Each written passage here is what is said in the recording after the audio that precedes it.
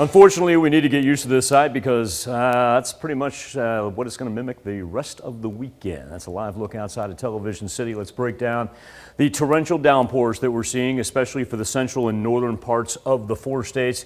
Not a whole lot of lightning associated with it. Our main concern is going to be flooding because we're talking about 3 to 4 inches an hour is what that orange and red indicates right there. There's no reason to even turn on the sweeping radar. It's the exact same color. All that just coming down like cats and dogs. Now, when we talk about what we've seen, this is the past 48 hours. I do want to point down here on I-49, really just in between, say, Joplin and Lamar. We're seeing about 3 to 4 inches of rain in that pocket. Majority of that actually from last night. But look at this definitive line that we've established from just today alone.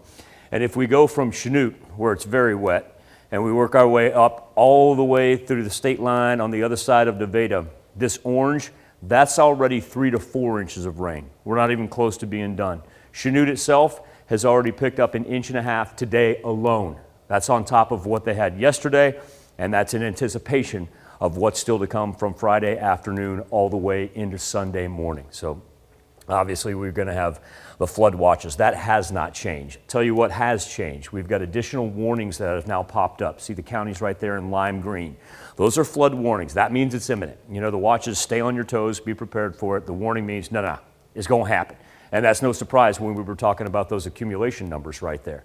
And then we can zoom into our rivers, the Little Osage, the Osage, the Marmonton, the Sac, all those in the midst of flood warnings. And I fully expect the flood warnings to eventually make their way into southeast Kansas as well, especially with the Neosho.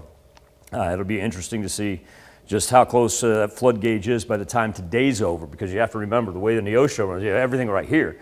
Marmonton, Osage, Little Osage, they're just getting inundated. But then with the Neosho and as far north as it runs, all this water right here has got to make its way down all the way through southern southeast Kansas and eventually down Miami way. So that gives you an idea of why, as we work into the weekend, we're going to have additional flood warnings. We've been able to escape the severe thunderstorm warnings, and here's why.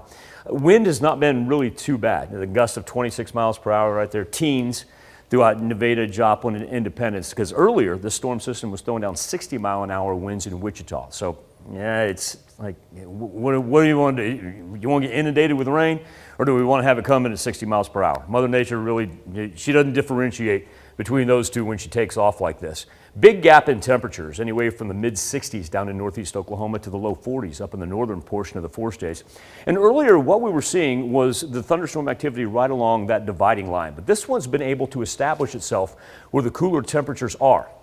Now eventually, as this little piece of yellow moves east, that's where we're going to see afternoon and evening thunderstorms develop in Oklahoma and then head our way. So as that goes that way, look at that. They're still sitting down at 67 in Oklahoma City. Just kind of want to use that as our origination point because that's where it's going to roll through right up I-44 into Friday night. And we were talking about that on 49 right there where we've already seen 3 to 5 inches of rain. And so that's going to continue to grow. And then on Saturday, a little bit of a respite, but everything just wants to keep on filtering in from the south. And so our rain's going to last all the way until Sunday morning. Tell you what, it just doesn't like that 7-day forecast today. As a reminder, I think I banged the drum on the flood warnings. I think we're good on that. Don't drive through flooded roads. As a reminder, clocks go forward Saturday night before you go to bed. Wake up Sunday. Don't be late for anything. Don't be late. Don't be late for church is what I'm saying. I was going to say don't be late for church. Don't be that person that don't be walking in when everybody's saying goodbye and be like, it always happens. To it's like savings time thing. Yeah. All right, just be careful out there. All right, thanks, Michael.